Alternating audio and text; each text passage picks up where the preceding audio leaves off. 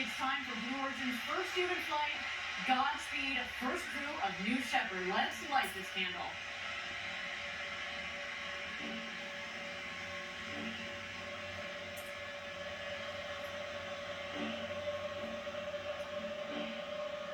T-16, guidance to 0.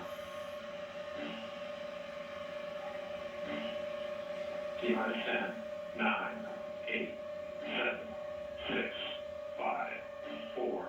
Command and start. 2, 1.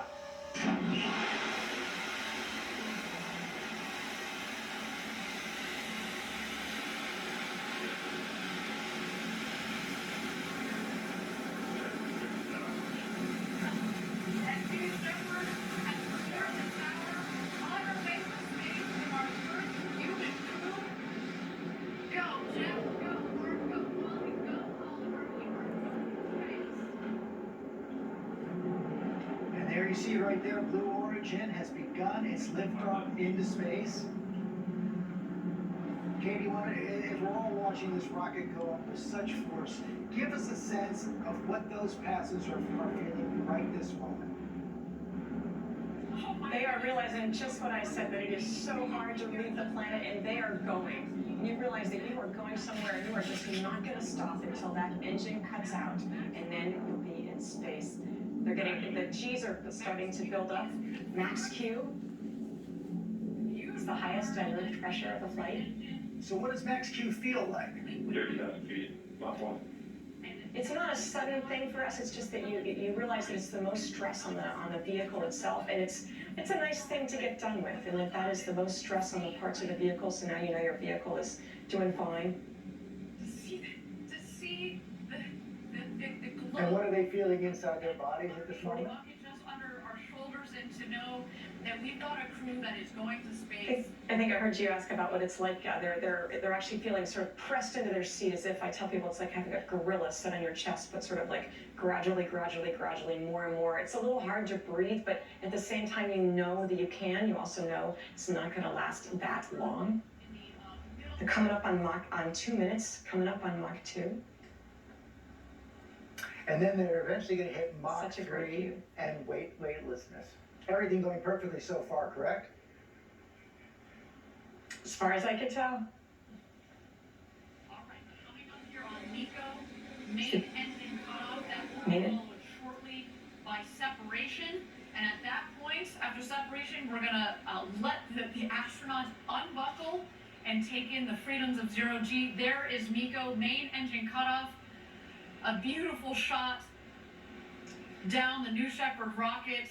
Look at that view. So this means they are weightless. Unreal. Coming up. So once they hit Away zero separation Gs, here.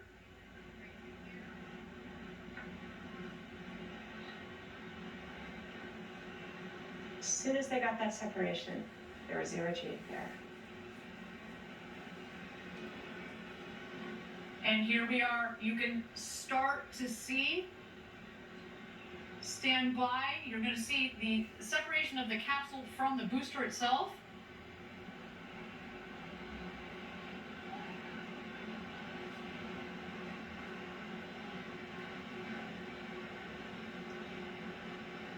okay, once the booster separates, what's going to happen? That's when they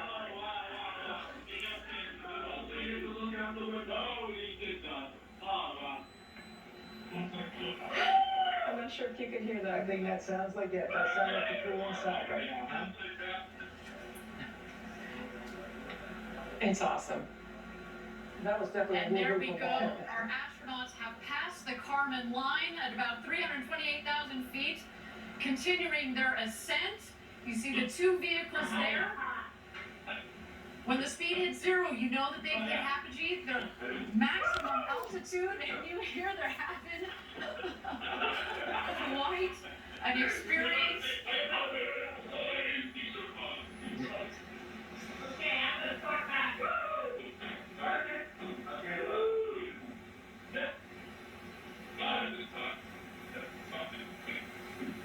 That is a high, Katie, isn't it? Oh, Oh, you can hear it in their voices. There's nothing like it. The floating, the flying, you're flying inside the capsule, and the view of the Earth. That combination. And those windows are as big as you are. And I imagine no matter how many times you practice, it still feels different when it's real. We call this civilians in space. It's people in space, and when it's real, there's just nothing like that feeling, and it makes you realize that there's a whole big world out there in that universe, and just waiting for us to explore. You can see the separation. You see those two ships there. So the booster's on the bottom there. Well, actually, the booster's probably on the top. Depends on the camera angles, but the brighter one is usually the booster.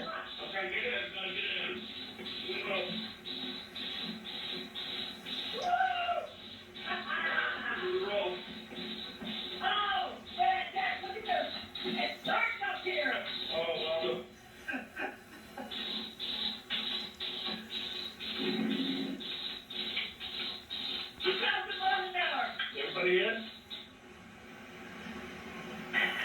First check. Action Oliver.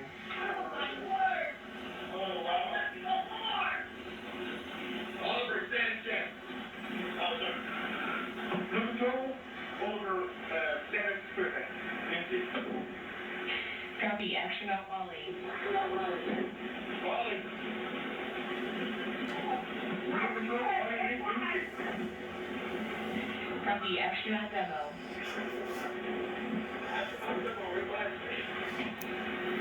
Copy. Action out Bezos.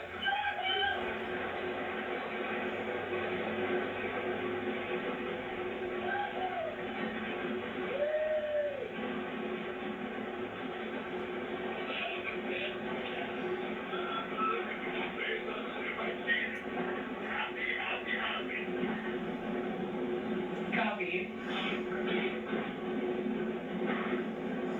That's how Jeff Bezos saying happy, happy, happy. Right there, it's almost 7 minutes into their flight into space. And Katie, tell people what they're seeing on the right of the screen, what is about to make landfall again. Our booster is about to return to its landing So pad. they're going faster and faster and faster. Now they're starting to slow down in the distance. That's actually, we're looking at the booster there. So two things are happening. The booster actually lands before they do, and you see it coming in for a landing, slowing down. It's going to land at about 5 miles per hour, usually right on that launch pad. So that's the booster landing that we're seeing right now. So it can be And they managed are to get about 2 miles away. Booster touchdown. Welcome back, New Shepard. Wow. A beautiful rocket that provided a beautiful flight to space. What? First up, your booster has landed.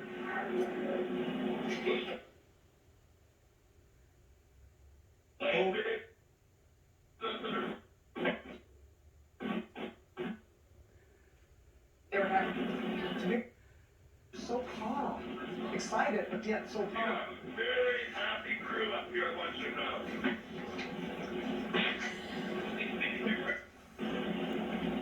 And now they're just floating.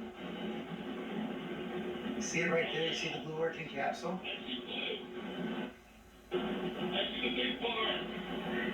Stand by drones. Stand by drones. Stand by main. Stand by main.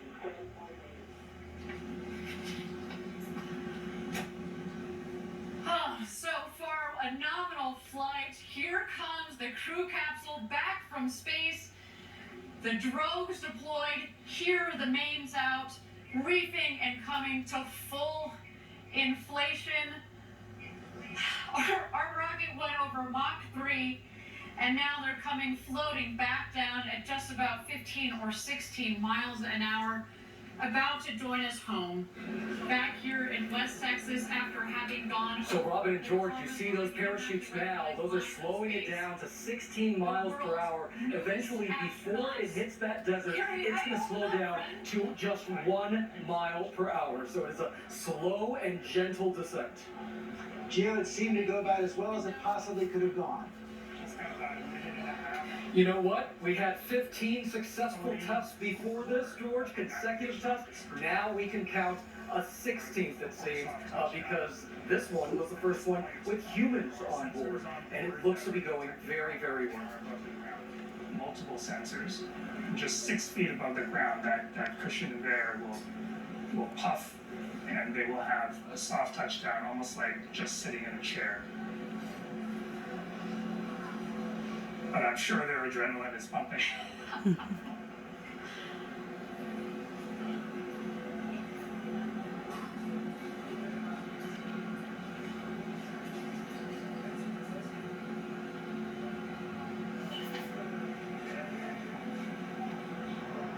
What a gentle float. And George, if you can see the capsule there, it's looking a little bit tough. And touchdown. Welcome back, new Shiners. What a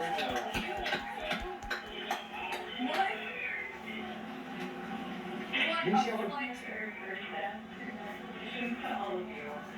Welcome back to Earth, 35 seconds ahead of schedule. But I have a feeling a lot of people are exhaling right now. There's a lot that they're thankful for, a lot that they learned. They made it look easy, but we know it was anything but. Happy Capcom here as well. Let's do a status check. Robin, I will tell Astronaut you, Oliver. from being here on the ground, you hold your breath from the beginning all the way to the end, the sonic boom when the rocket comes back, to watching the capsule float down to the ground and land. I don't think there's anyone here who is not overwhelmed by the moment.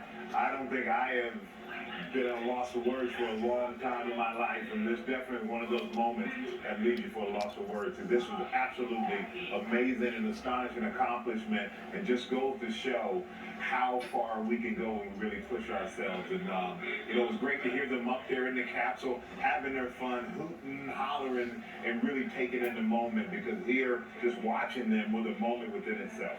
Did you feel it? I know on Good Morning America, Jill was talking about how